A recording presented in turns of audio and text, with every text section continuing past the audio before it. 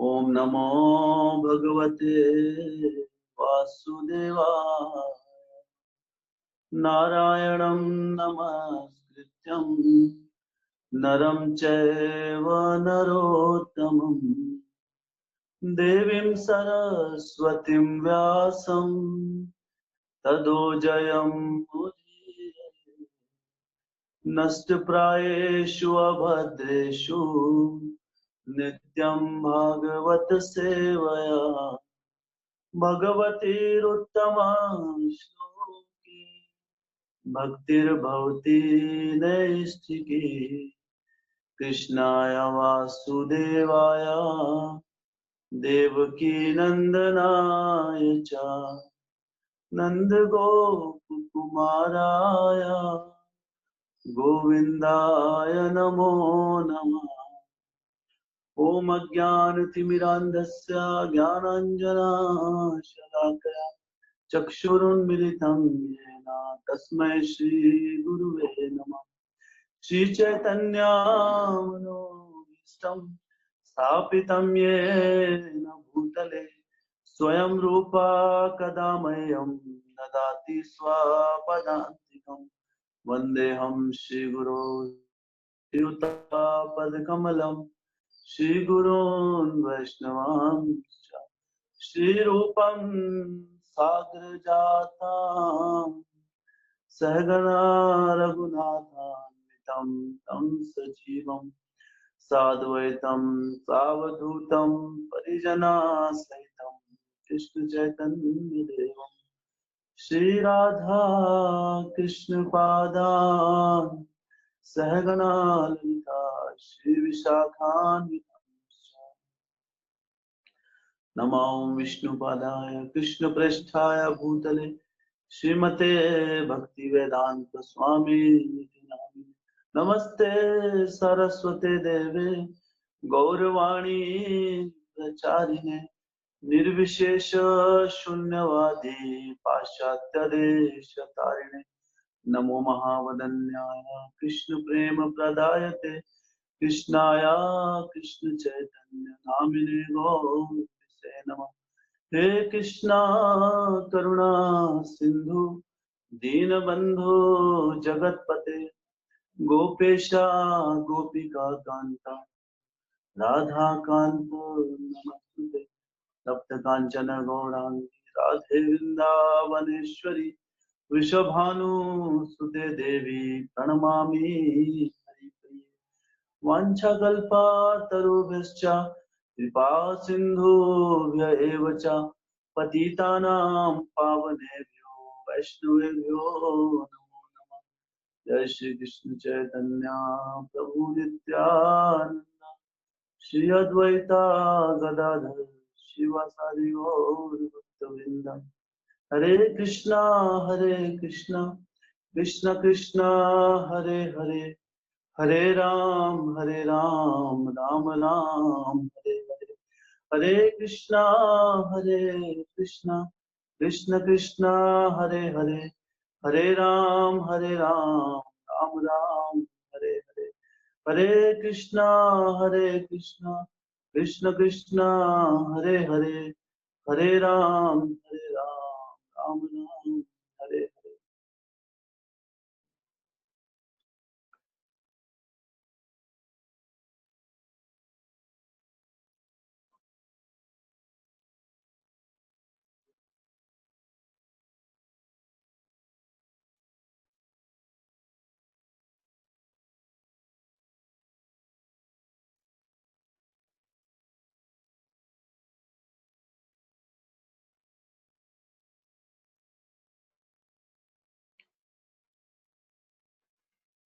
हरे कृष्ण।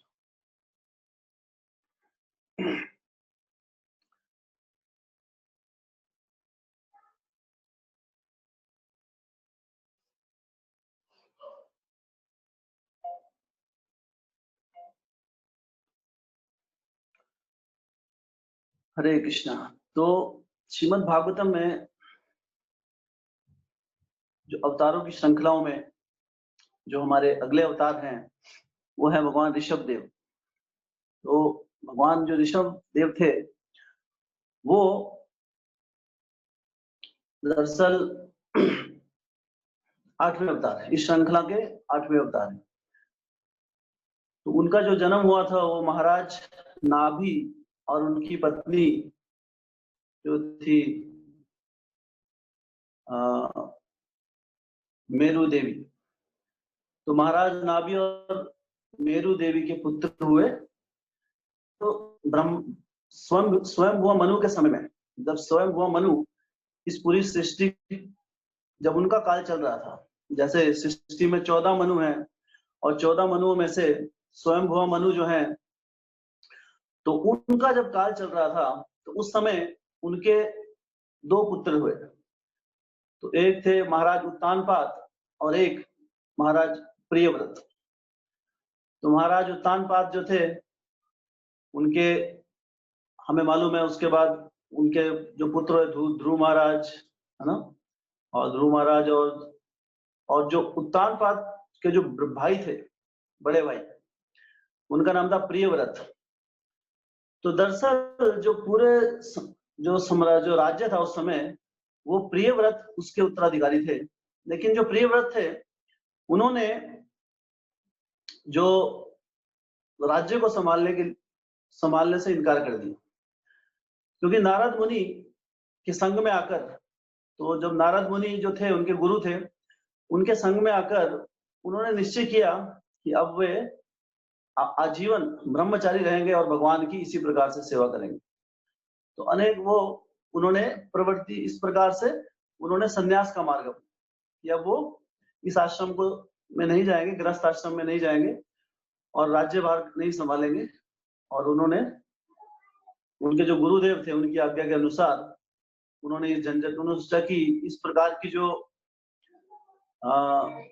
राज्य संभालना और अनेक है ना लड़ाई, उसमें युद्धों में भाग लेना, हाँ, और उस समय गृहस्थ आश्रम में जाना, विवाहित जीवन बिताना, कई रानियों के साथ रहना, और फिर इन सभी चीजों से उन्होंने सोचा कि इससे अच्छा है कि मैं इन चीजों से दूर रहूं और भगवान, तो जैसे हमारे मंदिरों में भी कुछ भक्त जो हैं वो आजीवन ब्रह्मचारी रहते हैं, कुछ गृहस्थ आश्रम में चले जाते हैं, और जब कोई श्रेष्ठ भक्त हो जाते हैं वो संन्यास आश्रम में। तो उसी तरह जो महाराज प्रियव्रत थे उन्होंने उससे इनकार कर दिया।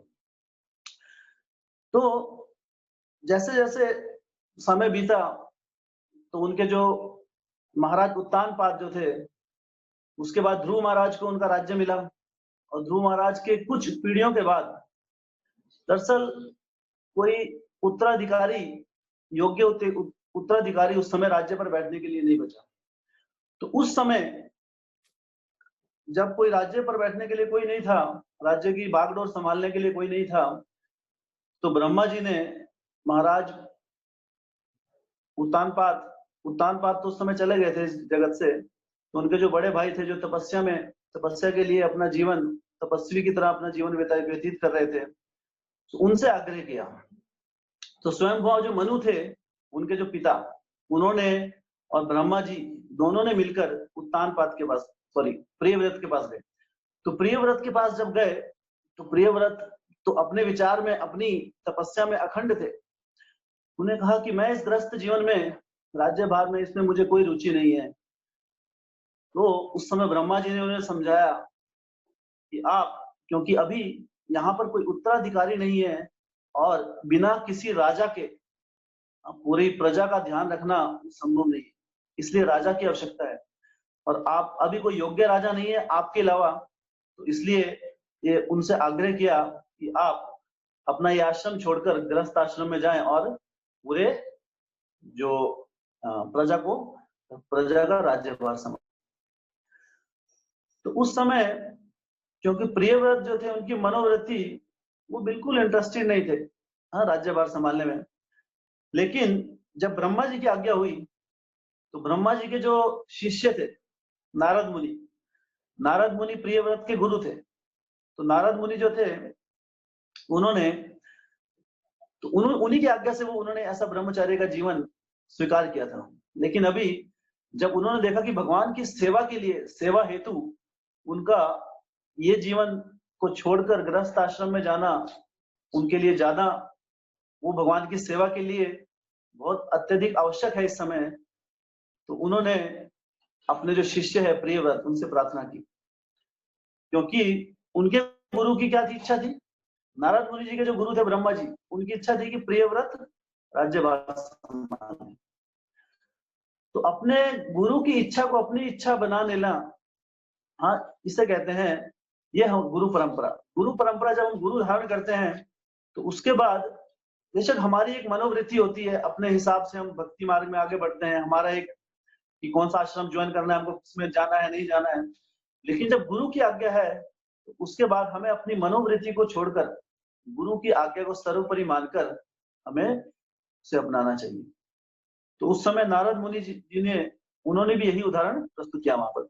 उन्होंने अपने गुरु, जो उनके गुरु थे ब्रह्मा जी, तो उनकी प्रसन्नता के लिए उन्होंने अपने शिष्य को, हाँ, पूरे राज्य का कार्यभार संभालने के लिए राजी कराया।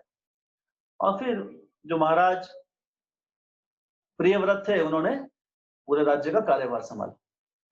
और जब कार्यभार संभाला तो फिर अनेक उन्हें गृहस्थ आश्रम ज्वाइन करना पड़ा। तो गृहस्थ बने। तो गृहस्थ होने के बाद उसके बाद उन्होंने राज्य का, अभी राजा है तो राज्य का उस समय धर्म होता था कि राज्य का रक्षा करें, राज्य का विस्तार करना है। तो अनेक युद्ध नीतियां, सब प्रणालियों, सब चीजों में वो एक तरह से उलझ गए। और इसके बाद जब, तो उन्होंने ब्रह्मा जी से की थी कि मैं अगर इस आश्रम में जाऊंगा, है ना, तो मैं माया में पड़ जाऊंगा, और मैं नहीं चाहता कि मैं गृहस्थ जीवन में जाऊं, इसलिए मैं ब्रह्मचारी ठीक हूं। लेकिन उन्होंने कहा क्योंकि आप ये भगवान की सेवा के लिए जा रहे हैं, इसलिए भगवान आपकी रक्षा करेंगे। तो जब भगवान की सेवा हेतु जब हम कोई इस जगत में कोई स्टेप लेते हैं, हाँ, कोई कदम उठाते हैं, तब हमें किसी प्रकार के डरने की आवश्यकता नहीं है। क्योंकि ये भौतिक जगत में जो माया देवी है, हाँ, जो ये एनर्जी, भगवान की जो ये बाह्य शक्ति है, बहिरंग शक्ति, भगवान कहते हैं इसे पार करना बहुत मुश्किल है। हाँ, देवी हेषि गुणमयी मम माया दुरत्य माम एव ये प्रपद्यन्ते मायाम एताम तरति।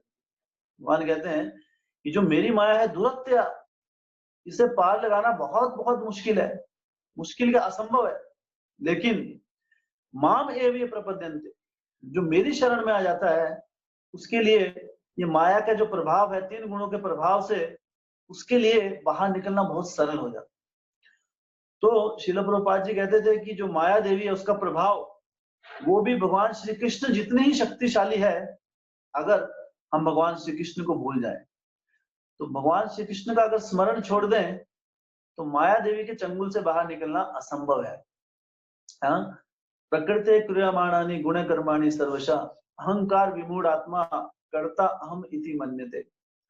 तो सब कहते हैं कि कर्ता मैं हूं, कर्ता अहम इति मन्यते, लेकिन ऐसा क्यों मानते हैं? प्रकृति क्रियमाणानि, एक्चुअल में, दरअसल में जो प्रकृति है वो क्रियमाणानि, वो सारे हमसे कार्य करा रही है। हम अपनी 3 रस्सियों से बांधकर, तमोगुण, रजोगुण और सतोगुण की रस्सियां हैं, उन्हें 3 रोप रस्सियों की जगह उरुदामनी की तरह उन्हें संबोधित किया गया शास्त्रों में। तो उससे बांधकर, जैसे कठपुतली होती है, अगर आपने कभी कठपुतलियों का नाच देखा होगा, तो कठपुतलियों के हाथ में ऐसे रस्सियां बंधी होती, तो जो कठपुतलियों को चलाने वाला होता है वो रस्सियों को इधर उधर खींचता है, और कठपुतलियां वैसे वैसे नाच करती। तो हम सोचते हैं कि अरे हम कर रहे हैं, लेकिन हम माया देवी प्रकृति के हाथों में, हाँ, वो जो रस्सियां हैं उसके द्वारा बने हुए हैं, और उसके अनुसार हम नृत्य कर रहे हैं, अलग अलग कार्यकलापों में इस जगत में लगे। लेकिन अहंकार के वशीभूत व्यक्ति क्या सोचता है? अहंकार विमूढ़ आत्मा कर्ता अहम, कि मैं करता हूं, यह कर्ता अहम इति मन्यते, ऐसा मानता है। लेकिन ये सब अहंकार के वशीभूत मानता है। एक्चुअल में सारा का सारा जो हमें नचा रही है वो कौन है? माया देवी। तो भगवान के माया जाल, हाँ, इतना इतना मुश्किल है इससे बाहर निकलना। कहते हैं कि ये माया जाल है जो भगवान का, ये एक जेल के समान है, और ये जेल इतनी इतनी अच्छे तरीके से बनाई गई है, हाँ, कि इसमें दीवार लगाने की जरूरत नहीं। जैसे जेल के बाहर बाउंड्री होती है ना, आप देखिए नाहन में जेल है जो, अगर आप देखेंगे है ना, जेल के पास जाके, तो वहां इतनी बड़ी बड़ी दीवारें हैं, उसको लांघना बड़ा मुश्किल होता है। लेकिन ये भौतिक जगत वाली जो जेल है, इसमें दरअसल दीवारें नहीं है, लेकिन क्या खूबसूरती है इसकी, इससे कोई बाहर जाना ही नहीं चाहता है। सब सोचते हैं कि हम जेल के अंदर ही प्रसन्न है ना, यही आनंद आ रहा है बहुत। तो कई बार जेल में भी सुख सुविधाएं मिलती हैं, जेल में भी नाना प्रकार की अभी सुविधाएं हो गई हैं। जैसे जैसे कलयुग बढ़ रहा है, तो जेल में भी क्या हो रहा है, अभी बड़ी अच्छी अच्छी फैसिलिटी होती है। वहाँ टीवी होता है देखने के लिए, अच्छा खाना होता है, घूमने की फैसिलिटी होती है, बीच बीच में उनको बाहर भी भेजा जाता है सामान बेचने के लिए, अंदर खेल कूद भी होता है। तो सोचते हैं अरे जेल में बहुत आनंद है। लेकिन जो व्यक्ति जेल से बाहर है, हाँ, उसे ज्ञान है, तो जिसने कभी जेल के बाहर का माहौल कभी देखा ही नहीं है, वो सोचेगा जेल में बहुत आनंद है, इससे बाहर निकलने की आवश्यकता नहीं। लेकिन जो व्यक्ति बाहर है, उसे पता है कि जो आजादी है, आजादी में जीना और कैद में जीने में बहुत अंतर है। चाहे हम कितने भी फैसिलिटी, कितनी भी हमको सुविधाएं, सुख सुविधाएं मिल जाए, लेकिन जेल के अंदर तो हमारा हृदय कभी संतुष्ट नहीं होगा। हम हमेशा उस दिन की प्रतीक्षा करते हैं कि कब हम उस जेल से बाहर निकलें, अपने परिजनों से मिल पाए और वहां स्वतंत्र जीवन व्यतीत कर सकें। किंतु व्यक्ति भ्रमित होकर अहंकार विमूढ़ आत्मा करता हम मन्यते, भगवान माया देवी के चंगुल में आकर ये सोचता है कि मैं प्रसन्न हूं यहाँ पर। जैसे कई बार हम हॉस्पिटल में जाते हैं, तो हॉस्पिटल में कई बार जैसे कोई मरीज है, तो अपना मित्र है, मान लो उसकी टांग टूटी हुई, टांग लटका रखी है, अभी प्लस्तर है, टांग ऐसे लटकी, उससे आप पूछेंगे आप कैसा फील कर रहे हैं अभी, बोले हाँ अच्छा हूँ, अभी ठीक हूँ। तो नॉर्मली जवाब यही होता है, अच्छा हूँ। हाँ, लेकिन हम समझ रहे क्या क्या अच्छा है, कि टांग लटकी हुई है, कहीं चलने को नहीं है, दूसरे को नहीं, चार आदमी उठाने के लिए चाहिए, लेकिन हमारी भावना, हम क्या बोलते हैं मन से, अभी ठीक है सब, अभी बेहतर हूँ। लेकिन वो बेहतर वैसा ही है जैसे हम स्ट्रेचर पे लेटे हुए है ना, थोड़ा सा बीमारी से बाहर है, लेकिन वो पूर्ण सुख नहीं है। तो जेल के अंदर चाहे कितनी फैसिलिटी मिल जाए हमें, उसे सुख नहीं कहा जा सकता। वो एक तरह से जो सुख है वो बंधित सुख है, बंधन, बंधन में। जब तक आजादी, जिस प्रकार एक मछली है, जब तक उसे पानी में उसके स्वाभाविक रूप में उसको पानी के अंदर नहीं डाल दिया जाता, तब तक कभी भी मछली को बाहर कभी आनंद नहीं मिले। अगर किसी मछली को पानी से बाहर निकालकर उसे नाना प्रकार की सुख सुविधाएं प्राप्त कराई जाएं, उपलब्ध करवाई जाएं, और मछली से कहा जाए कि आप बाहर ही रहिए, आपको पानी नहीं मिलेगा, लेकिन पानी के बाहर सब कुछ मिलेगा, तो पानी कही तो क्या कहेगी मछली उस समय? मछली कहे भाई मुझे कुछ नहीं चाहिए, पानी में जाने दो, है ना, पहले अपना जीवन, पहले एक सांस तो लूं, सांस लेने के बाद सोचूंगी क्या चाहिए, खाना पीने की बात तो बाद में आती है, पहले श्वास। उसी तरह ये जो आजादी है, हमारा जो जीवन है, हमारी जो आत्मा है, दरअसल जो हमारा असली में अस्तित्व है, वो इस भौतिक जगत में भगवान के ज्ञान से रहित जीवन बिताने से वो घुट रही है, श्वास रहित हो रही है। और हम अनेक अनेक जन्मों से इस भौतिक जगत में भटक रहे हैं, अपने असली अस्तित्व को भूलकर। जीवरा स्वरूप होए कृष्णेर नित्य दास, हम भगवान के निज, उनके बहुत ही निज साथ के, भगवान के साथ हमारी आध्यात्मिक जगत में जितनी भी जीवात्मा है, उनकी भगवान के साथ अनेक अनेक जो लीला है, वो साक्षात उनके साथ करते हैं। यहाँ तो हम भगवान को विग्रह के रूप में देखते हैं, लेकिन हमारा असली घर नहीं है, ये जेल है। इसलिए इसका नाम है दुर्ग, और इसकी जो सुपरिटेंडेंट है वो कौन है? दुर्गा, दुर्गा देवी, दुर्गा से आया दुर्ग। तो हमें, लेकिन भगवान क्या कह रहे हैं कि इससे बाहर निकलना मुश्किल है, बहुत मुश्किल है, किंतु एक तरीका है, वो क्या है? माम एवे प्रपद्यन्ते, जो मेरी शरण में आ जाता है, फिर इस माया देवी से बाहर, चंगुल से बाहर निकलना बहुत आसान हो जाता है। कैसे, कितना आसान हो जाता है? भागवतम बताती है कि जैसे एक कोई बछड़ा होता है, उस बछड़े के निशान, कई बार बछड़ा जैसे अगर जमीन में कोई निशान बना दे, और उस निशान बने हुए में अगर पानी भर जाए जैसे बारिश का, तो इस भव सागर को पार करना इतना आसान हो जाता है, जितना उस बछड़े के जो निशान में पानी भरा हुआ है उसको पार करना, लांघना जितना आसान हो। तो भगवान की शरण में आने से सब हमारे लिए इस भव सागर से निकलना अत्यंत सुलभ हो जाता है। तो इसलिए हमें कभी भी अपने इन चरम चक्षुओं से, अपनी बुद्धि से अपना आकलन नहीं करना चाहिए। इससे शास्त्र चक्षु बहुत महत्वपूर्ण है जीवन में। शास्त्र हमें बताते हैं, हमें अपनी भलाई भी नहीं पता दरअसल। नते विदु स्वार्थ गतिम ही विष्णु, कि जो दुराशा है बहिर्थ मानी ना, कि लोग बाह्य चीजों में अर्थ ढूंढते हैं, इन चीजों में अर्थ है, लेकिन नते विदु वो नहीं जानते स्व अर्थ, मेरा जो असली भलाई है, जो स्व अर्थ है, वो कौन है? विष्णु, भगवान श्री कृष्ण की भक्ति करना, उनके अपना सेवा जो भाव है, सेवा के भाव को उत्पन्न करना और उसे भगवान की सेवा में लगाना। तो ये हमारा स्व अर्थ है, इसमें हमारी भलाई है।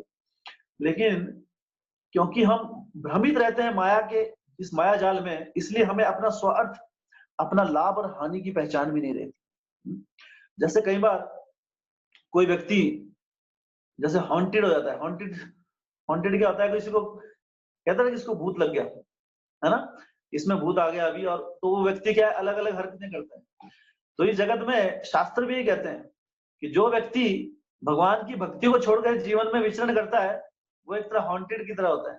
जैसे भूत आ गया उसके अंदर, तो जो भूत जो उससे बुलवा रहा है वैसा वो करता है ना, और सारे कार्यकलाप उसके स्वाभाविक नहीं होते, और वो सोचता है करता हम इसी मन। तो इसलिए हमें अपना वास्तविक जो हमारा अर्थ है, और वास्तविक जो अस्तित्व है हमारा आध्यात्मिक जगत, उसमें वहां पर जाने के लिए कोशिश करनी चाहिए, ना कि इस जगत में रहकर इस जगत की सुख सुविधाओं से के प्रलोभन में आकर हमें अपना जीवन बिताना चाहिए। बाइबल कहती है, यीशु मसीह उसमें कहते हैं, जीसस क्राइस्ट, कि ये जो जगत है एक ब्रिज के समान है, एक पुल के समान है। तो इस पुल को जल्दी से क्रॉस करना चाहिए, इसके ऊपर घर बनाने की कोशिश नहीं करनी चाहिए। This world is like a bridge, we should try to cross over it as soon as possible, don't try to make house on it. Bridge के ऊपर कभी घर नहीं बनाया जाता है ना, अगर ब्रिज के ऊपर, पुल के ऊपर घर बनाएंगे तो कभी भी गिर सकता है, टूट सकता है ना। तो हमें, तो ये जगत क्या है, दुनिया क्या है, ब्रिज के समान, इसको पार करना है। यहाँ पे परमानेंट रेजिडेंस नहीं ढूंढना, हर चीज हम यहाँ पे परमानेंट ढूंढते हैं। परमानेंट चाहिए हमें कि हमें परमानेंट घर चाहिए, है ना, एक परमानेंट स्थान चाहिए रहने के लिए। हर चीज हमको परमानेंट चाहिए, ये पक्का चाहिए, सब कुछ परमानेंट है। तो परमानेंट क्यों चाहिए होता है, वो प्रवृत्ति क्यों होती है हृदय में?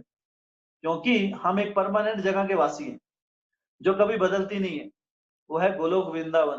गोलोक वृंदावन एक परमानेंट स्थान है, वो कभी बदलता नहीं है, वो शाश्वत स्थान है। तो क्योंकि हम वहां के वासी हैं, इसलिए ये प्रवृत्ति हमारे अंदर यहाँ भी आ जाती है कि हमको सब कुछ अच्छे से चाहिए।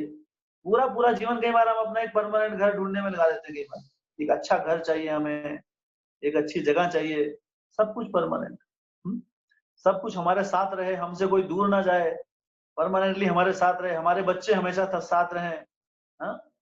तो इस प्रकार की जो प्रवृत्ति है हमारे अंदर, ये क्यों आती है? क्योंकि हम उस शाश्वत स्थान जगत के वासी हैं जहां से हम आए हैं। तो हम इस भूल भुलैया में फंस गए हैं अभी।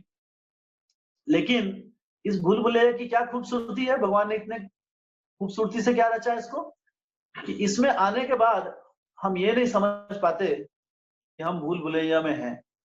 इसलिए भगवान हमें शास्त्र भेजते हैं, साधु भेजते हैं, और गुरु भेजते हैं। तो गुरु, साधु और शास्त्र हमें बताते हैं, चक्षुर उन्मिलितम येन तस्मै श्री गुरुवे नमः, कि हम इस अंधकार में, ओम अज्ञानतिमिरान्धस्य, इस अंधकार से बाहर निकालने के लिए हमें भगवान गुरु, साधु और शास्त्रों का संग प्रदान करते हैं, कि अरे हम अपनी वास्तविकता को पहचाने। इस जगत के 50, 60, 70 साल को हम सोचते हैं सब कुछ है, दिस इज नथिंग एक्चुअली। हम सोचते हैं जो रिलेशनशिप इस दुनिया में है यही परमानेंट है, उसके लिए अपने जीवन बिता देते हैं हम, लेकिन मृत्यु के साथ सब खत्म हो जाता है। हमारा जो शाश्वत जो जीवन है, वो हमारा जो संबंध है, वो किससे है? भगवान श्री कृष्ण से और भक्तों से। क्योंकि जो भक्तों से संबंध होता है यहाँ पे, तो रियल फ्रेंडशिप इसलिए कहते हैं, real friends are the devotees. Why? क्योंकि जो भक्त हैं वो इस जगत को छोड़ने के बाद भी जब भगवान के धाम में हम चले जाते हैं, तो वहां भी भक्त हमारे साथ में रहते हैं, वहां भी हम भक्तों के साथ सेवाएं करते हैं। तो ये इसलिए भक्तों के बीच जो संबंध होता है, क्यों इतना उसमें आनंद फील होता है हमारे को? क्यों? क्योंकि वो असली संबंध होता है। भौतिक जगत का संबंध कैसे बताया गया है कि जिस प्रकार जब एक समुद्र की लहर आती है तो कहीं रेत के कण आपस में जुड़ जाते हैं और उसके बाद फिर से बिखर जाते हैं।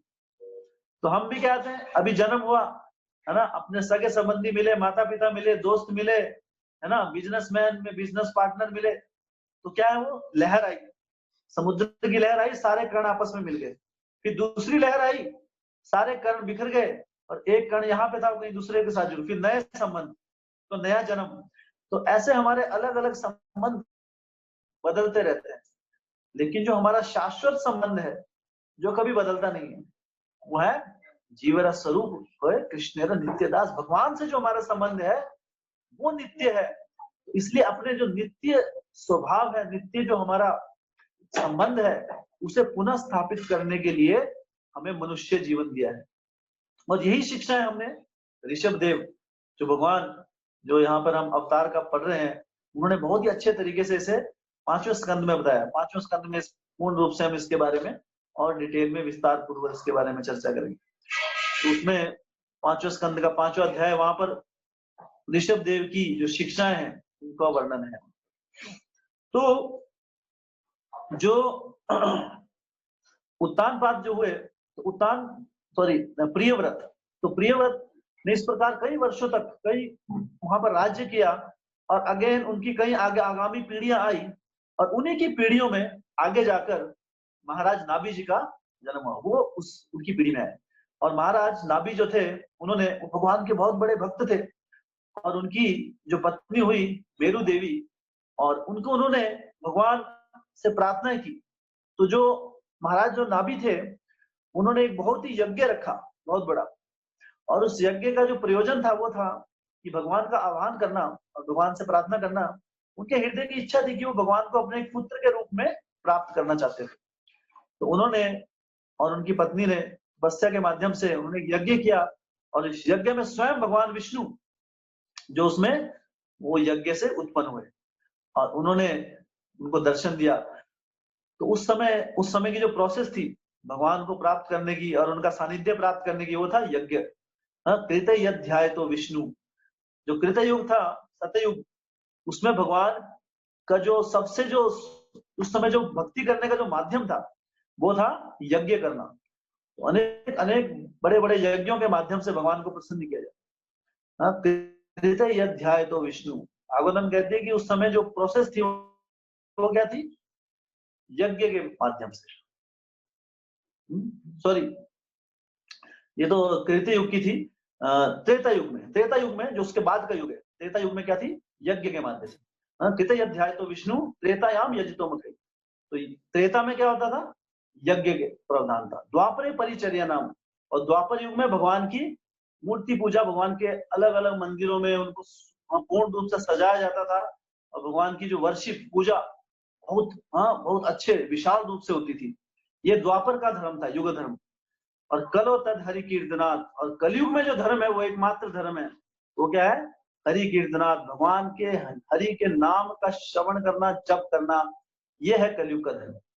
तो जिस युग के लिए जो धर्म शास्त्रों में प्रमाणित किया गया है, उस धर्म को अपनाने से हमें भक्ति में हम अग्रसर हो सकते हैं। तो कलयुग में जो है, कलो तद हरि कीर्तनाथ, कलयुग का जो धर्म है वो क्या है। और इसलिए भगवान श्री चैतन्य महाप्रभु युग अवतार के रूप में जगत में आए, और उन्होंने इस हरे कृष्ण महामंत्र कांग्रीगेशनल जो चैंटिंग है, हरिनाम संकीर्तन यज्ञ की स्थापना की आज से 500 साल पहले। तो इसलिए हमें इस युग धर्म हरिनाम को अपने जीवन में पूर्ण रूप से, तो जो उस समय त्रेता युग में जो यज्ञों के माध्यम से जो भगवान का सानिध्य प्राप्त होता था, कलयुग में भगवान के नाम के माध्यम से वो सानिध्य प्राप्त होता, और कोई दूसरा उपाय नहीं। तो महाराज नाभि और मेरू देवी ने जब ये यज्ञ संपन्न हुआ, तो भगवान उससे अवतरित हुए, और उनसे उन्होंने प्रार्थना की कि हे प्रभु, हम आपके जैसा एक पुत्र चाहते हैं जो कि आपके जैसा हो। तो भगवान ने कहा कि मेरे जैसा और कोई दूसरा संभव नहीं, तो इसलिए मैं खुद आपके पुत्र के रूप में इस जगत में आऊंगा। और फिर भगवान ने ऋषभ देव जी के रूप में इस जगत में आने का स्वीकार किया, और वो उनके जो पिता हुए ऋषभ देव के जो पिता थे वो थे महाराज नाभि, और उनकी जो पत्नी थी मेरू देवी। तो भगवान जब अवतरित होते हैं, उनके माता पिता दोनों का नाम वो हमेशा शास्त्रों में विदित होता है। तो जो भगवान ऋषभ देव थे, वो तो यहाँ पर जब जब भगवान इस जगत में आते हैं, तो इस जगत के जैसे ही वो प्राणी जैसे ही वो जैसे इस जगत में होते हैं, जैसे बाकी लोग दिनचर्या करते हैं सब कुछ, वैसा ही वो अपनी लीलाएं करते हैं। हाँ, भगवान गीता में कहते हैं कि अवजानंती मां मूढ़ा मानुषिम तनुमाशितम। जब मैं जगत में आता हूँ तो मैं उनके जैसा ही दिखता हूँ कई बार, और वैसी लीलाएं करता हूँ, लेकिन वो मुझे अपने जैसा समझ लेते हैं, मुझे नहीं जान पाते। अवजानंती मां मूढ़ा। तो इसलिए भगवान जब आते हैं जगत में, तो ऋषभ देव जो थे वो भगवान के शुरू से ही कोई बहुत ही धार्मिक विचारों के थे। हाँ, अनेक अनेक प्रकार से दूसरों की भलाई करनी, दूसरों के लिए करुणा, उनके लिए जो कंपैशन उनके हृदय में भरा हुआ था, हमेशा वो दूसरों को इस भगवत ज्ञान का प्रचार किया करते थे। तो इस प्रकार हाँ, धीरे धीरे जब वो बड़े हुए तो उनके जो 100 पुत्र हुए, और 100 पुत्रों में से जो उनके सबसे बड़े पुत्र थे, उनका नाम था भरत, भरत महाराज, जिसके नाम से ये हमारा जो भारतवर्ष का नाम पड़ा उससे। तो भारतवर्ष का जो नाम पड़ा वो ऋषभ देव जी के सबसे बड़े पुत्र भरत महाराज, उनके नाम से इस देश का नाम पड़ा भारतवर्ष। तो उस समय जो ऋषभ देव थे, उन्होंने अपने सारे पुत्रों को, एक समय आया जब उन्होंने देखा कि उनके जो पुत्र हैं वो सक्षम हो गए, अभी बड़े हो गए हैं, तो उन्होंने सारा का सारा राज्यभार उनको सौंपकर वानप्रस्थ लेने का निश्चय किया। तो अपनी पत्नी मेरू देवी के साथ उन्होंने सारी अपने गृहस्थ जीवन की रिस्पॉन्सिबिलिटीज को पूरा कर कर फिर वो वानप्रस्थ के लिए चले गए। लेकिन फिर उन्होंने भगवान अपने जो उनके पुत्र थे, 100 पुत्र, उनको राज्य का कार्यभार किस प्रकार संभाला जाए, उसकी अनेकों अनेक शिक्षाएं दी। वो सारी शिक्षाएं 5वें स्कंद में विस्तारित रूप से विदित हैं। उन्होंने अपने पुत्रों को बताया कि किस प्रकार आपको मिलजुल कर भगवान की सेवा करनी चाहिए, कि आपको आपस में हमेशा मैत्रीपूर्ण व्यवहार रखना चाहिए, क्योंकि भगवान जब आपस में भक्त लोग मैत्रीपूर्ण व्यवहार रखते हैं तो भगवान उससे प्रसन्न होते हैं। और उन्होंने बहुत ही सुंदर तपस्या का मार्ग बताया कि जो मनुष्य जो जीवन है ये तपस्या के लिए बना हुआ है। तो उन्होंने अपने पुत्रों को बताया कि तपो दिव्यम पुत्र कायना, कि मेरे पुत्रों, हमारे जो मनुष्य जो जीवन है ये सिर्फ किसके लिए बना है? तपो दिव्यम, दिव्य तप के लिए बना है। ये इंद्रिय भोग के लिए नहीं बना है।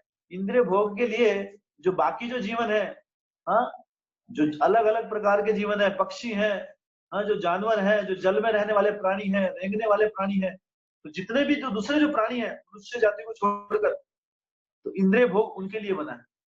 हाँ, उनका आप देखिए जो जानवर है वो आहार निंद्रा भय मैथुन, इसके बारे में और कुछ नहीं सोचते हैं कि खाना मिल जाए, है ना, निंद्रा सोना मिल जाए, भय और डरना, एक दूसरे से अपना बचाव करना, इसलिए देखिए जानवर लड़ते हैं और भोग करने के लिए, है ना, उसको किसी संग का मिल सके। तो ये चीजें, ये जो प्रवृत्तियां होती हैं, किसकी प्रवृत्तियां होती हैं? जानवरों की प्रवृत्ति। हाँ, आहार निंद्रा भय मैथुने चा सामान्य मेतद पशु भी नरानो, पशु और नरों में ये सेम है। हाँ, नर में, मनुष्य में भी प्रवृत्तियां होती हैं और जानवरों में भी, लेकिन जानवरों में एक चीज विशेष होती है, धर्मो ही तेषाम अधिको विशेषो, धर्म मनुष्य को अलग बनाता है, विशेष बनाता है। धर्मे न हीना पशु भी समाना, और अगर धर्म नहीं है तो हम क्या है? पशु के समान है। तो ये महाभारत कहती है कि अगर हम धर्म को अपने जीवन में नहीं अपना रहे, धर्मे न हीना पशु भी समाना, तो हम 2 टांगों वाले पशु के समान ही है, उसके अलावा और कुछ नहीं। तो ये शास्त्रों की वाणी है, क्योंकि हमारी जो प्रवृत्ति होती है उसके अनुसार हमारा आकलन किया जाता है।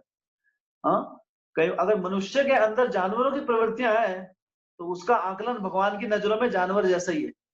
लेकिन जो जानवर है उसके लिए कर्म के सिद्धांत काम नहीं करते हैं। अगर जानवर कोई गलत काम करता है, जानवर किसी की हत्या कर देता है, तो उसको कर्म के सिद्धांत, उसे उसकी सजा नहीं मिलती है।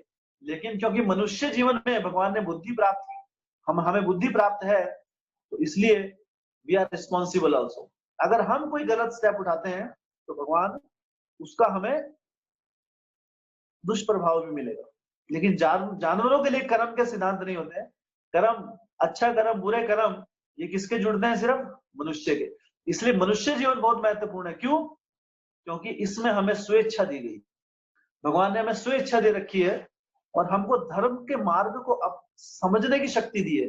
और धर्म के मार्ग को अपने जीवन में अपनाने की शक्ति दी है, हमें डिटर्मिनेशन दी है, हाँ, दृढ़ निश्चय दिया है। जानवरों के अंदर दृढ़ निश्चय नहीं होता है, उनके अंदर डिटर्मिनेशन नहीं होती। आज उनको बताएंगे कि आप यहाँ मत जाइए, उनको हटाएंगे, आप इस खेत में मत जाइए, यहाँ पे तो आज उनको मार के हटा देंगे, अगले दिन फिर जाएंगे। उनको डिटर्मिनेशन, उनको अंडरस्टैंडिंग नहीं होती।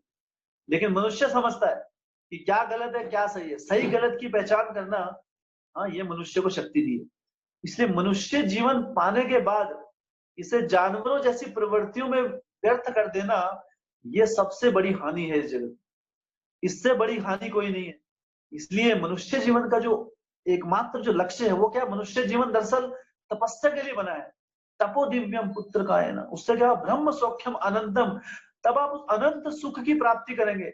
इस भौतिक जगत में, इस भौतिक शरीर से कितना सुख प्राप्त कर सकते हैं, हाँ, सिर्फ तुच्छ प्रकार का कुछ क्षणिक सुख हम प्राप्त कर सकते हैं।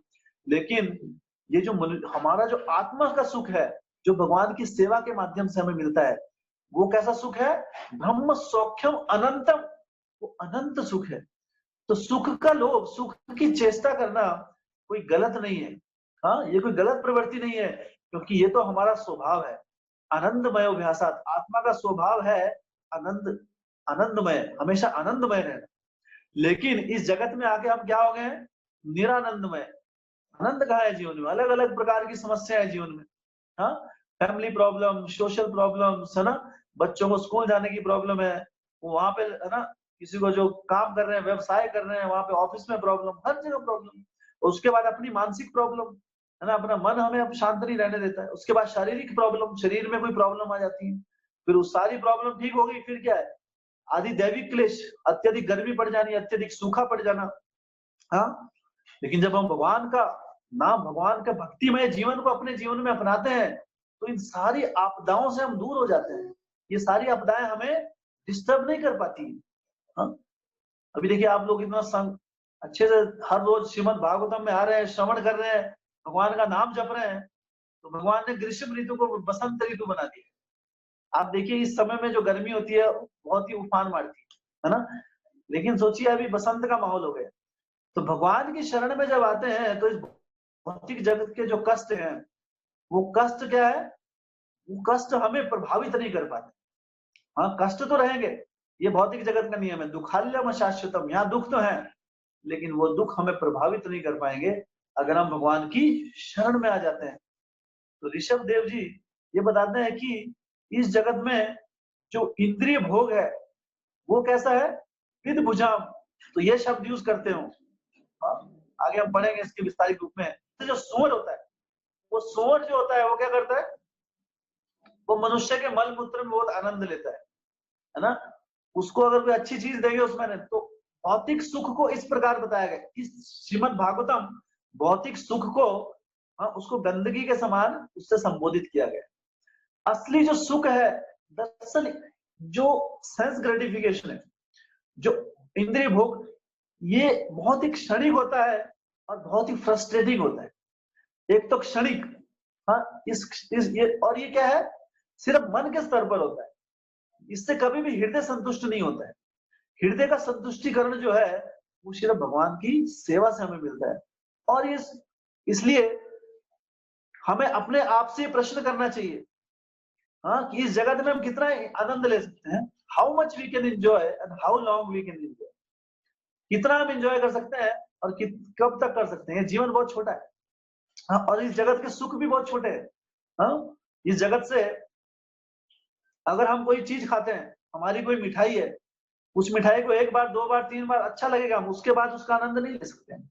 हमारी इंद्रियों की लिमिटेशन है, लेकिन हमारी भौतिक इंद्रियों की लिमिटेशन है। जब हमारी आध्यात्मिक इंद्रियां जागृत हो जाती हैं भगवान की सेवा में, तो उसके लिए कोई लिमिट नहीं है। इसलिए क्या है, अनंतम ब्रह्म सौख्यम अनंतम, तब हम अनंत सुख की प्राप्ति हमें होती है। तो सुख की प्राप्ति इसलिए कहते हैं कि devotees actually know what is sense gratification. हाँ, इंद्रिय भोग वो गलत नहीं है, लेकिन कौन सा इंद्रिय भोग, हाँ, भौतिक इंद्रिय भोग गलत है। क्यों, क्योंकि हमारी अपनी वास्तविकता जो है हमारी, ये हमारे जो हमारी आत्मा, हाँ, दरअसल एक तरह से आत्मा की हत्या कर देते हैं। आत्मा को कोई मार नहीं सकता है, लेकिन जो आत्मा का जो अस्तित्व है, भगवान से जो हमारा जो सानिध्य है, हाँ उसको हमसे बहुत दूर ले जाता है। तो इसलिए जब तक ये प्रवृत्तियां हमारे हृदय में रहेंगी तब तक हम भक्ति मार्ग में वो आनंद की प्राप्ति नहीं कर पाएंगे। तो ये उसका प्राइस है। वो अनंत सुख को प्राप्त करने का प्राइस क्या है? इन तुच्छ सुखों को हमें छोड़ना पड़ेगा पहले। हाँ, जैसे एक बार सनातन गोस्वामी जो हमारे वृंदावन में चैतन्य महाप्रभु के जो डिवोट एक शिष्य थे, तो उनके पास एक व्यक्ति आया, तो उनके पास एक वो थी पारसमणि। तो पारसमणि क्या थी? वो पारसमणि किसी भी चीज को लोहे को वो सोने में परिवर्तित कर देती। तो वो व्यक्ति आया, किसी ने बताया उनके पास, तो उसे बहुत धनवान बनने की बहुत इच्छा थी। तो धनवान बनने की इच्छा से वो सनातन गोस्वामी जी के पास गए। सनातन गोस्वामी जी ने कहा कि है आपको क्या चाहिए? तो उन्होंने कहा कि मुझे धनी बनना है और मैंने सुना है कि आपके पास ये पारसमणि है। तो अच्छा पारसमणि चाहिए आपको, लेकिन क्यों चाहिए? तो मुझे धनी बनना है, बहुत जल्दी धनी बनना है ना। इस जगत में धनी बनना इतना आसान नहीं होता, पूरी लाइफ स्ट्रगल करते हैं, स्ट्रगल कर करके बूढ़े होने तक धन एकत्रित करते हैं, और फिर धन एकत्रित करने के बाद उस धन को एंजॉय करने के लिए, उस धन को आनंद लेने के लिए इंद्रियां काम नहीं करती है, आंखों से देखना बंद हो जाता है, मुंह में है ना जीवा, पाचन तंत्र फेल हो जाता है ना। इतना धन ऐसा कैसे हो जाता है? फिर उसको हमारी अगली पीढ़ी आती है। तो मैं जल्दी धनी बनना चाहता हूँ। तो उन्होंने कहा कि जब आपको पारसमणि चाहिए तो वहां पे पड़ी है, वो जो कचरे का स्थान है उस कचरे के डिब्बे में है वो।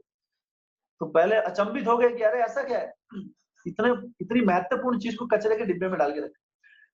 तो वहां पे गए तो देखा वहां पे पारसमणि थी, तो बहुत प्रसन्न हुए, सनातन गोस्वामी को धन्यवाद देकर निकल गए।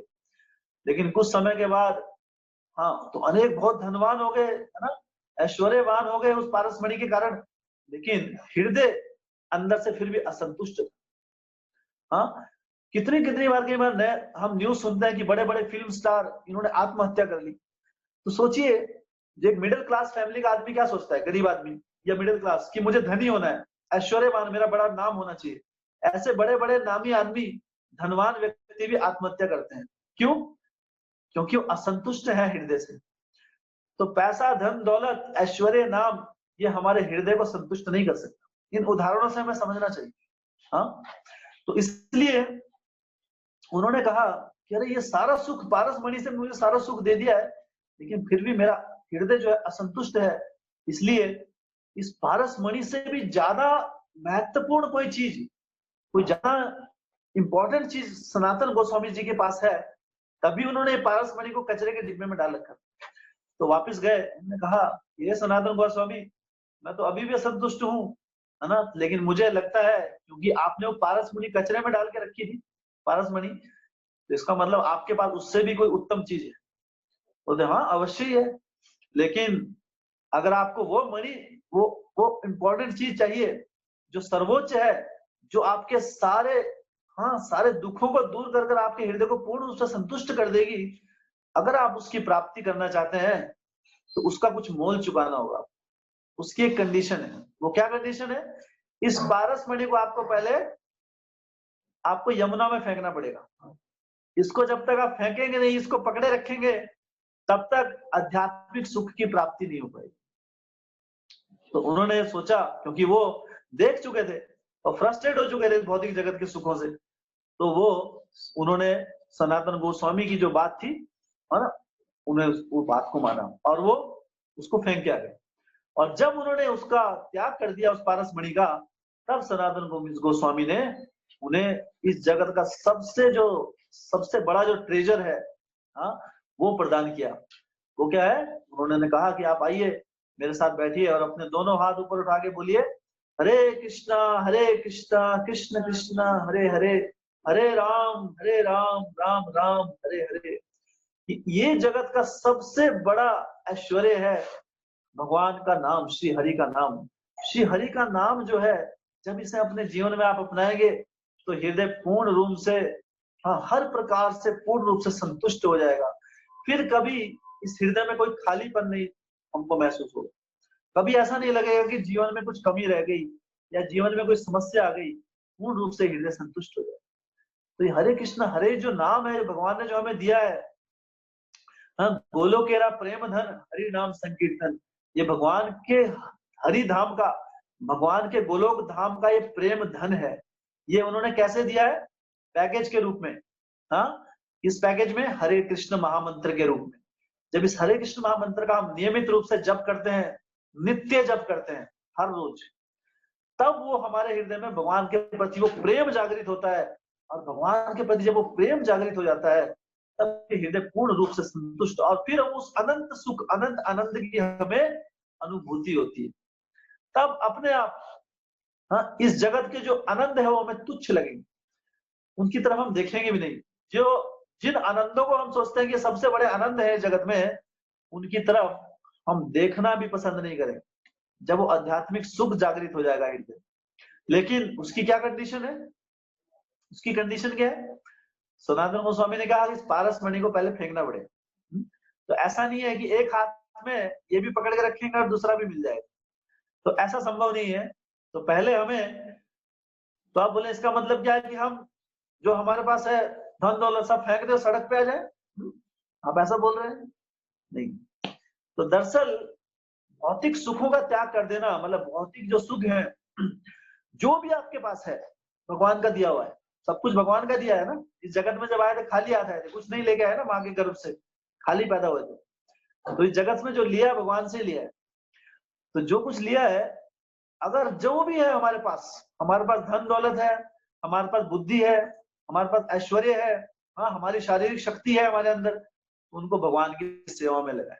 किसी भी प्रकार की जो चीज है, जब उसको भगवान की सेवा में लगा देते हैं हम, तो वही चीज जो इस जगत में हमको बांध देती है, वही हमें मुक्ति का मार्ग दिखा देती है। हाँ, जैसे हमारे शरीर में शक्ति है, हाँ, तो उससे अगर हम भगवान की सेवा में लगाएंगे उसको, तो हमें मुक्ति का मार्ग हमारा खुल जाएगा।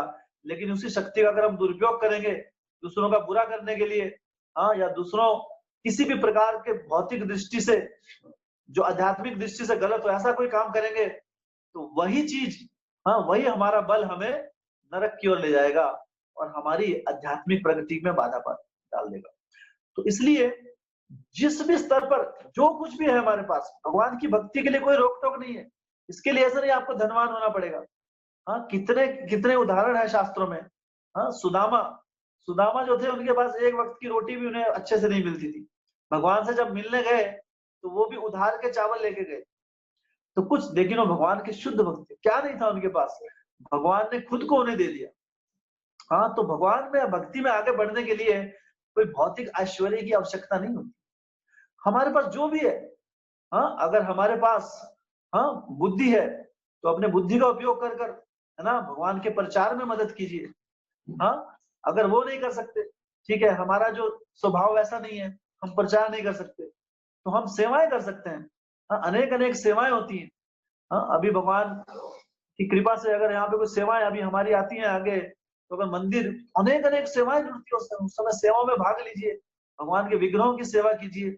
हाँ, तो किसी भी प्रकार से, किसी ना किसी तरीके से भगवान की सेवा में हमें जुड़ना है। हाँ, अगर हमारे पास धन है, तो धन हम, अगर हम कुछ नहीं कर सकते, ठीक है, हम अपना वो भी नहीं दे सकते, कुछ नहीं दे सकते, तो भगवान की सेवा के लिए वो दीजिए आप। हाँ, अगर वो भी नहीं दे सकते, कोई बात नहीं, अपना समय दीजिए, तो कुछ तो होगा। भगवान ने कुछ तो दिया है जीवन में। हाँ, कुछ नहीं दिया है, कुछ नहीं कर सकते, नो नो प्रॉब्लम। सिर्फ प्रार्थना तो कर सकते हैं। प्रार्थना कीजिए, हाँ, कि भगवान के भक्ति का प्रचार आगे बढ़े, है ना, और भगवान की भक्ति के लिए दूसरों को प्रेरित कीजिए, अपने शब्दों के माध्यम से प्रेरित कीजिए। तो कहीं ना कहीं हम किसी भी प्रकार से भगवान की सेवा करना मुश्किल नहीं है। हाँ, बहुत आसान है। इस जगत में सबसे जो आसान और सबसे आनंददायी जो चीज है, वो है भगवान की सेवा करना। लेकिन उसके लिए हमें भगवान के इन ग्रंथों पर, गुरु साधु शास्त्रों में श्रद्धा होनी पड़ेगी पहले। जब हमको श्रद्धा होती है, जब हमारे हृदय में, तभी हम सेवा कर पाते हैं। हम तभी भाग ले पाएंगे जब हमारे अंदर श्रद्धा होगी। आप लोग अभी सुन पा रहे हैं 1 घंटे, तो तभी सुन पा रहे हैं जब आपके अंदर श्रद्धा है ना। अभी कई भक्त लोग आते हैं, कथा सुनते हैं, लेकिन वो बोर हो जाते हैं, है ना, अरे कहाँ फंस गए, चलो आज तो फंस गए, कल से नहीं आने वाला हूँ। तो ऐसी प्रवृत्ति आती है, तो क्योंकि श्रद्धा का अभाव होता है ना। तो हमको लगता है कि अरे कुछ लाभ नहीं है, व्यक्ति हर जगह लाभ ढूंढता है, लेकिन यहाँ जो लाभ है वो दिखाई नहीं देगा। लेकिन तो जरूरी नहीं है कि जो लाभ है वो हमेशा जो दिखाई दे वही लाभ होता है। हाँ, जो लाभ है, जैसे जब कोई छोटा बच्चा है ना, अब उसे अच्छा कोई नागरिक बनना है, तो शुरुआती उसे जो दिखता है वो क्या दिखता है उस समय? खेलना कूदना, अभी दोस्त बुला रहे हैं, है ना, टीवी देखना है, मोबाइल खेलना है, ये दिखता है। तो वो आनंद दिखता है एकदम से, है ना, ये सामने मोबाइल है, खेल लो, दोस्त लोग बुला रहे हैं, खेल लो। लेकिन माता पिता बोले पढ़ाई करोगे, है ना, इसका आनंद बाद में मिलेगा 25 साल के बाद, है ना, तुम्हें भटकना नहीं पड़ेगा इधर उधर। तो वो अभी दिखाई नहीं देगा, लेकिन हमको अपने माता पिता पिता के चक्षुओं से देखना पड़ेगा। उसी प्रकार हमें अभी अपना लाभ हानि नहीं समझ में आती, तो इसलिए भगवान के दिया हुआ जो मार्ग है, शास्त्र चक्षु के माध्यम से हमें देखना चाहिए कि हमारे जीवन में क्या सही है, क्या लाभकारी है और क्या हानिकारक है, और इस प्रकार हमें आकलन करना चाहिए। और भगवान जब आते हैं, अनेक अनेक अपने उदाहरण से हमें शिक्षाएं देते हैं, शिक्षाओं के माध्यम से। ऋषभ देव जी ने भी हमें ये शिक्षाएं प्रदान की। उनकी शिक्षाएं बहुत ही महत्वपूर्ण है दरअसल, हर प्रकार के मनुष्य के लिए, चाहे वो किसी भी आश्रम में हो, उनकी शिक्षाएं से हर व्यक्ति लाभान्वित होता है।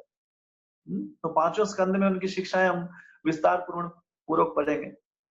तो उसके बाद उन्होंने अपने पुत्रों को ज्ञान देकर, ऋषभ देव जी ने इस प्रकार उन्होंने तपस्या का मार्ग बताया उन्हें, और भरत महाराज जी को राजा बनाकर, और फिर अंत में वो एक तरह से वो सब कुछ छोड़ छाड़ कर सन्यासी के रूप में इस जगत में विचरण करने लगे। और फिर वो इतने, दरअसल भगवान अपने ही माध्यम से वैराग्य का मार्ग बताते हैं कि किस प्रकार हमें इस बॉडीली अटैचमेंट से बाहर निकलना है ना, कि हम अपने मैं और मेरा, इन दो शब्दों से हमें बाहर निकलना है।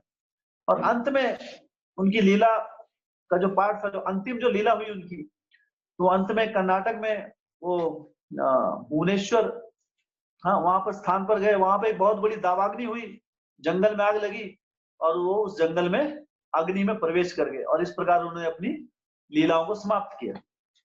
तो भगवान ऋषभ देव, उनकी शिक्षाएं जो हैं वो हर भक्त के लिए, हर व्यक्ति के लिए बहुत महत्वपूर्ण है। हाँ, उनकी शिक्षाओं से हमें जो सबसे महत्वपूर्ण जो उन्होंने बात बताई कि जो मनुष्य का जो जीवन है, ये तपस्या के लिए, ये इंद्रिय भोग के लिए नहीं है। इंद्रिय भोग के लिए जानवरों का जीवन बना हुआ है। दरअसल अगर इंद्रिय, इसलिए जब मनुष्य जीवन का हम भगवान की भक्ति में इसका उपयोग नहीं करते हैं, तो अगला जन्म हमें जानवरों का मिलता है। क्यों? क्योंकि हमारी प्रवृत्ति वैसी है, हम चाहते हैं भोग करना। तो भोग वृत्ति, मनुष्य के जीवन में कितनी भोग वृत्ति करेंगे? किसी को भोजन करना है बहुत, है ना, कोई दिन रात खाना चाहता है, कितना खा लेगा, है ना, 10 रोटी खा लेगा, 15 खा लेगा, तो बोलेगा ये, भगवान कहते हैं ये ठीक नहीं है तुम्हारे लिए, तो अगले जन्म में हाथी बनाएंगे। अब खाइए, आप क्विंटलों खाइए, है ना, आपको कोई रोकने वाला नहीं हो।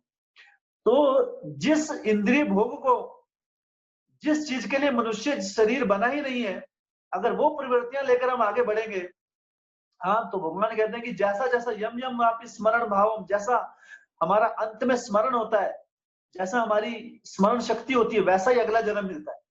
और हमारा स्मरण कैसा होगा? अंत काले च माम एवा, भगवान कहते हैं कि अंत काले च माम एवा स्मरण मुक्त्वा कलेवरम, जो अंत काल में मेरा स्मरण करता है, माम एवा, एकमात्र मेरा, हाँ, उसे क्या मिलता है? वो मेरे भाव में, वो मेरे धाम की प्राप्ति करता है। लेकिन जिसका जैसा जैसा स्मरण होता है, मेरा अगर वो स्मरण नहीं करेगा, तो नेचुरली किसी भौतिक आसक्ति के रूप में उसका स्मरण करेगा, तो उसे उसी प्रकार का अगला जीवन मिलता है उस व्यक्ति को। और अंत में हम क्या स्मरण कर पाते हैं? अंत में हम क्या स्मरण करें? तो कई बार व्यक्ति सोचते हैं कि चलो पूरा जीवन अपने हिसाब से बिताएंगे और अंत में भगवान का स्मरण कर लेंगे। तो क्या हो गया? सांप भी मर गया, लाठी भी नहीं टूटी। तो ऐसा विचार करते हैं, भगवान को धोखा देना चाहते हैं। लेकिन अंत में क्या स्मरण करना है, ये हमारे हाथ में नहीं होता। अंत में जो स्मरण शक्ति है, वो भगवान की कृपा से आती है। तो अगर पूरे जीवन में जैसा हमने जीवन व्यतीत किया है, अंत में उन सारे जीवन का समावेश बनकर वो अंतिम विचार हमारे मन में आता है मृत्यु के समय, और उसी हिसाब से फिर हमें अगला जीवन मिलता है। तो जब, इसलिए भक्ति मार्ग में जब हम निरंतर भक्तिमय अपना जीवन बिताते हैं, भगवान की से जुड़ी हुई चीजें एक दूसरे से बात करते हैं, इसलिए रूपो गोस्वामी कहते हैं कि भक्ति मार्ग में अगर आगे बढ़ना है, तो हमें हमेशा इन 6 चीजों का पालन करना है। कौन कौन सी? उत्साह, निश्चय, धैर्य, हमें उत्साहित रहना चाहिए भक्ति मार्ग में आगे बढ़ने के लिए, भगवान का नाम जपने के लिए, भक्तों का संग लेने के लिए, हरि कथा हरि कीर्तन के लिए उत्साहित रहना चाहिए। ये हमारी भक्ति में हमें आगे बढ़ाता है। उत्साह, निश्चय, डिटर्मिनेशन, हम दृढ़ निश्चय होने चाहिए कि अरे हाँ, सुबह उठना है तो उठना है, बस कोई दूसरी बात नहीं। अभी जब अलार्म बजा, उस अलार्म में स्नूज नहीं होना चाहिए। स्नूज समझते हैं आप? स्नूजिंग। तो कई बार क्या है कि वैसे जैसे मान लो अलार्म बजा अभी 3:30 का, तो चलो फिर क्या उसको स्नूज पे रखेंगे, 5 मिनट बाद फिर बजेगा, फिर स्नूज कर दिया, फिर 10 मिनट बाद बजेगा। तो क्यों? डिटर्मिनेशन की कमी होती है हमारी। तो जब पहली बार अलार्म बजता है उस समय उठ जाना, इसे कहते हैं डिटर्मिनेशन। हाँ, डिटर्मिनेशन का मतलब है कि आपको समझ में आ गया ये सही है और ये सही है, अब उसको जीवन में अपनाना है, चाहे कुछ भी हो जाए। जैसे हमारे अभी सभी भक्त लोग है ना, इतने अटेंटिवली सुबह मॉर्निंग प्रोग्राम में आते हैं, that is a part of determination. तो भक्ति में आगे बढ़ने के लिए वो डिटर्मिनेशन चाहिए। हाँ, उत्साह, निश्चय, धैर्य, और धैर्य भी चाहिए। ऐसा नहीं 1 2 दिन 4 10 दिन आए हम, उसके बाद धैर्य खो दिया, कह रहे कुछ नहीं मिल रहा है, वो भगवान का प्रेम तो आ ही नहीं रहा है ना। 15 दिन से चैंटिंग कर रहा हूँ रोज, प्रेम क्यों नहीं आया अभी तक?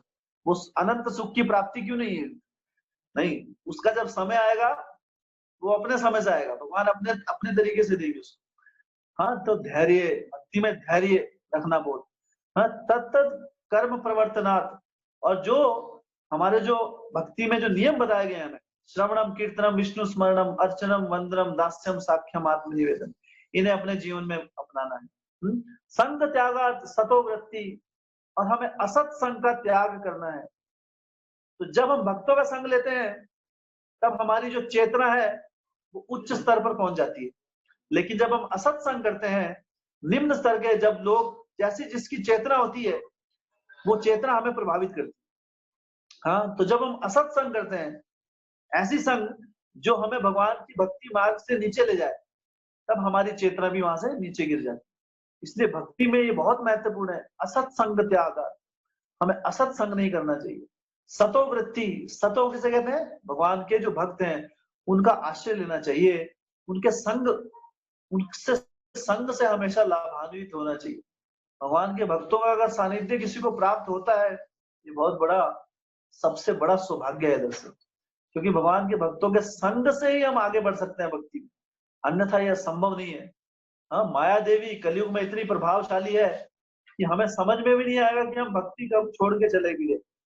हाँ, लेकिन भक्तों के संग में रहेंगे तो दैट इज गारंटीड कि भक्त हमें पुश करते रहेंगे आगे, हमको धक्का देते रहेंगे, भक्ति मार्ग में हमें आगे बढ़ना हमारे लिए बहुत सुलभ हो जाएगा। इसलिए हमेशा भक्तों के संग में रहिए। हाँ, इसलिए कलयुग में जो धर्म है, हरि नाम संकीर्तन, इसे अपने जीवन में पूर्ण रूप से हृदय पूर्वक अपनाइए। कलयुग में और कोई धर्म नहीं है, और कोई दूसरा उपाय नहीं है, हाँ, भक्ति मार्ग में आगे बढ़ने के लिए। हरेर नाम केवलम, कलौ नास्तेवा नास्तेवा नास्तेवा गतिरन्यथा। हाँ, चैतन्य महाप्रभु इस श्लोक को कई बार इसका वर्णन है।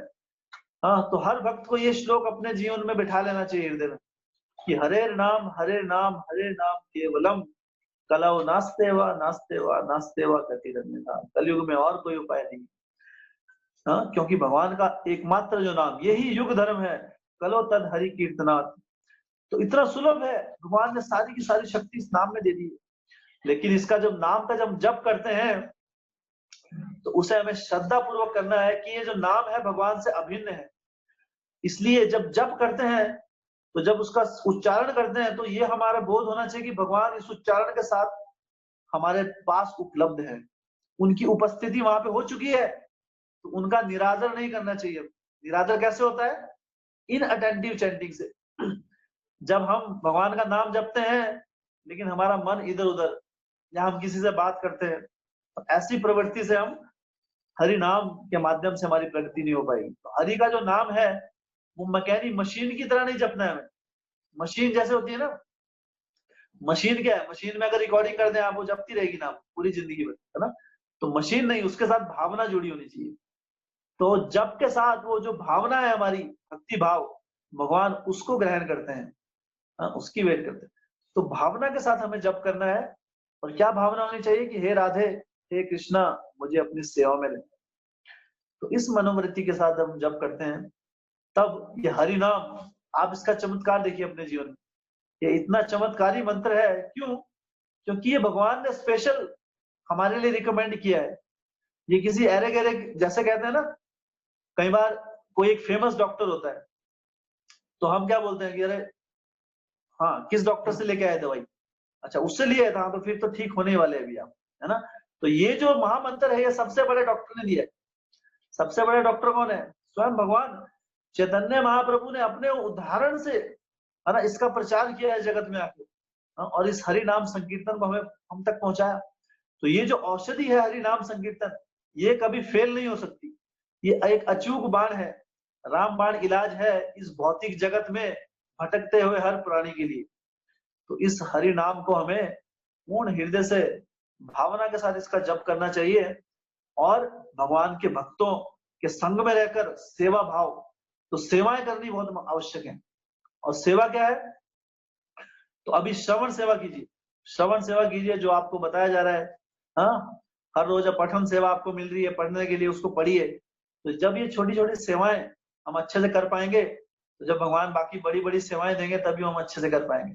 क्योंकि सेवा के बिना हमारी जीवन, हमारा जो हरि नाम, कोई भी भक्ति का कार्य सेवा के बिना, हाँ, वो अधूरा रहता है, वो रस नहीं आ पाता है। जब हम सेवाएं करते हैं उसके बाद हरि नाम जो है, हरि नाम के अंदर भगवान अपनी उपस्थिति को तब प्रदान करते हैं जब हमारे अंदर सेवा का भाव होता है। तो सेवा का भाव बहुत महत्वपूर्ण है। इसलिए हरि नाम का अर्थ ही यही है कि भगवान मुझे अपनी सेवा में लगाएं। भक्ति मार्ग सेवा के अलावा और कुछ नहीं है। अभिमान के लिए वहां पे कोई स्थान नहीं। इसलिए नम्रता पूर्वक, हाँ, जो भी आपकी परिस्थिति है, इस हरि नाम से जुड़िए और इसका जप कीजिए। अगर आप मॉर्निंग सुबह आ सकें तो that is most important, that is very wonderful. हाँ, लेकिन अगर सुबह नहीं आ सके तो किसी भी, हाँ, जो बाकी जो समय है, तो कोशिश कीजिए कि आप सुबह आ सकें। हाँ, बहुत भक्त आ रहे हैं, क्योंकि ब्रह्म मुहूर्त का जो समय होता है वो हरि नाम का जप करने के लिए सबसे महत्वपूर्ण होता है। उस समय जब जप करते हैं हम, तो बाकी चीजें नहीं होती हमारे मन में। अभी शाम को जप करेंगे तो पूरे दिन के विचार भी उस जप के साथ मिक्स होके आते हैं, है ना। तो कुछ अलग ही फ्लेवर बन जाता है उसका, है ना। अब जैसे आपने मान लो मैंगो शेक बनाना है आपको, अब उस मैंगो शेक में क्या होना चाहिए? उसमें दूध होना चाहिए, मैंगो होना चाहिए प्योर, है ना, और मिठास डालने के लिए चीनी डाल सकते, इसके अलावा और कुछ नहीं होना चाहिए ना। तब वो मैंगो फ्लेवर बढ़िया अच्छा लगेगा आपको मैंगो शेक। लेकिन अभी मैंगो मैंगो बना रहे हैं आप, मैंगो, आपने मैंगो पल्प लिया और उसमें क्या चीनी मिलाई, फिर पानी ज्यादा डाल दिया उसमें थोड़ा, फिर साथ में मिर्ची भी डाल दी, उसमें नमक भी डाल दिया, है ना, धनिया धनिया भी डाल दिया, हल्दी भी डाल दी, तो क्या बन जाएगा उसका? तो उसका नाम नहीं है कुछ, है ना। तो बड़ा भयानक चीज बन जाएगी। तो वो शाम को करने वाला जो जप है वो भी ऐसा भयानक होता है। तो हम जप करते हैं, भगवान का हरि नाम जपते हैं, लेकिन हरि नाम के वो हल्दी मिर्ची धनिया सब मिक्स हो जाता है उसमें, और वो मिक्स होके भगवान का जो शुद्ध नाम है वो तो दूर दूर तक कहीं होता ही नहीं है, बाकी विचार मन में आते रहते। इसलिए सुबह सतोगुण में, सुबह का जो समय होता है ब्रह्म मुहूर्त का, वो भगवान के नाम के लिए सबसे अधिक लाभकारी होता है। इसलिए कोशिश कीजिए कि सुबह के समय में आप आ सकें। हाँ, तो जो भक्त अभी नहीं आए, भक्त अभी जिन्होंने हरि नाम शुरू नहीं किया है, तो कृपा करके इसको शुरू कीजिए। अन्यथा जो अध्यात्म है वो सिर्फ फिलॉसफी रह जाएगी, वो कभी प्रैक्टिकली उसको समझ नहीं पाएंगे हम। हाँ, इस जगत में क्या, हम फिलॉसफी सुनने के, बहुत हर कोई व्यक्ति फिलोसफर है आजकल, अपनी सुनाना चाहता है हर व्यक्ति कुछ ना कुछ। तो हम सिर्फ सुन पाएंगे उसको, है ना, उस फिलॉसफी। हाँ, information information information, but no transformation. हृदय में कोई परिवर्तन नहीं आएगा, सिर्फ इंफॉर्मेशन मात्र रह जाएगी। तो इसको अपने जीवन में, जब तक हम हरि नाम नहीं जपेंगे तब तक हरि कथा अच्छे से डाइजेस्ट नहीं हो पाएगी। तो हरि नाम हरि कथा, इन दोनों का जो कॉम्बिनेशन है, that will give us the real mango shake of भक्ति। तो दोनों को मिला के हमको आगे चलना है। तो थैंक यू सो मच, बहुत बहुत धन्यवाद सभी भक्तों का। ग्रंथराज श्रीमद् भागवतम की श्रील प्रभुपाद। जय। किसी भक्त का कोई प्रश्न है?